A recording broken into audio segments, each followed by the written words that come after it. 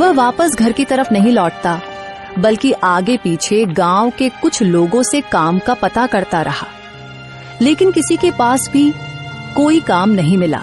अपने गांव में तो मुझे कोई भी काम नहीं मिल रहा और बाहर किसी दूर के गांव में मैं काम नहीं कर सकता। मेरी बीमार बेटी घर पर है, मुझे जल्दी घर भी आना होता है। मैं क्या करूं? अभी रात होने में भी समय है। मैं और किसी से काम का पता करता हूं, शायद कहीं कोई मजदूरी ही मिल जाए ताकि मैं अपनी बेटी के लिए दवाइयां और खाने पीने की चीजें ले सकूं। एकदम किस्मत मुझे किस मोड़ पर ले आई है, न जाने भगवान की क्या मर्जी है। रघु काम की तलाश में भटकता रहा, लेकिन उसे कोई काम नहीं मिला। वह रात को मायूस होकर घर की तरफ लौटा। घर पहुंचते ही उसकी बेटी ने पूछा, पिताजी क्या हुआ, आपको कोई काम मिला या नहीं? नहीं बेटी, सुबह से शाम तक काम की तलाश करता रहा, लेकिन किसी ने भी काम नहीं दिया। लेकिन तुम चिंता मत करो, मैं कल फिर से काम का पता करूंगा। तुम बताओ, तुमने दवा खाई है या नहीं और तबीयत अब कैसी है? नहीं पिताजी, दवा तो सुबह ही खत्म हो गई थी।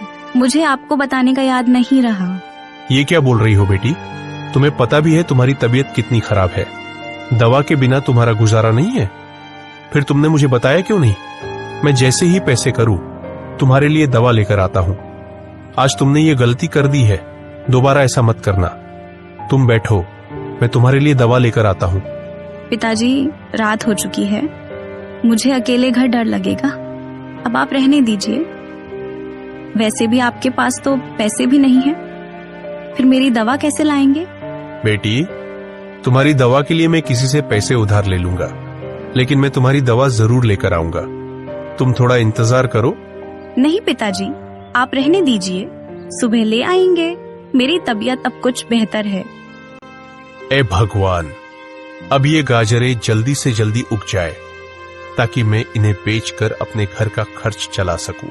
रघु खेत पर काम करके जब घर गया तो उसने देखा कि उसकी बेटी जमीन पर गिरी हुई थी। रघु ने जल्दी से बेटी को उठाया, चारपाई पर लिटाया और उसके मुंह पर पानी डाला। बेटी उठो, क्या हुआ तुमको? देखो मैं आ गया हूं, जल्दी आंखें खोलो। कुछ देर तक बेटी ने आंखें खोली। रघु को भी समझ आ चुकी थी कि एक दिन दवा न लेने की वजह से उसकी बेटी की यह हालत हुई है। मुझे जैसे भी करके अपनी बेटी के लिए दवा लानी होगी।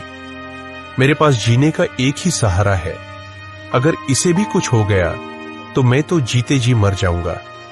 मैं आज ही दवा लेकर आऊंगा। बेटी, तुम अपना ख्याल रखो, मैं तुम्हारे लिए दवा लेकर आता हूं। और हां, बिल्कुल भी उठना नहीं, मैं थोड़ी ही देर में आ जाऊंगा। अपना ख्याल रखना। रघु सीधे अपने एक दोस्त के पास गया जो दूसरे गांव के जमींदार का नौकर था। दूसरे गांव का जमींदार लोगों को सूद पर पैसे देता था। रघु सीधे उसके पास गया और जाकर बोला, अर्जुन भाई, मुझे पैसों की बहुत सख्त जरूरत है। मेरी बेटी के लिए दवा लेनी है। मुझे अपने मालिक से कुछ रकम सूद पर उधार दिला दो। तुम्हारी बहुत मेहरबानी होगी। रघु, मैं तुम्हें पैसे तो दिला दूंगा, लेकिन मेरा मालिक बहुत खतरनाक आदमी है और वह सूद भी बहुत ज्यादा लेता है। अगर तुम समय पर पैसे नहीं दे सके तो वह तुम्हारे साथ अच्छा व्यवहार नहीं करेगा, बल्कि तुम्हारा खेत रख लेगा। अच्छी तरह सोच समझ लो। अगर तुम वादा करो कि समय पर पैसे लौटा दोगे तो मैं तुम्हें कम सूद पर रकम दिला दूंगा, लेकिन फिर समय पर पैसे चुकाने होंगे।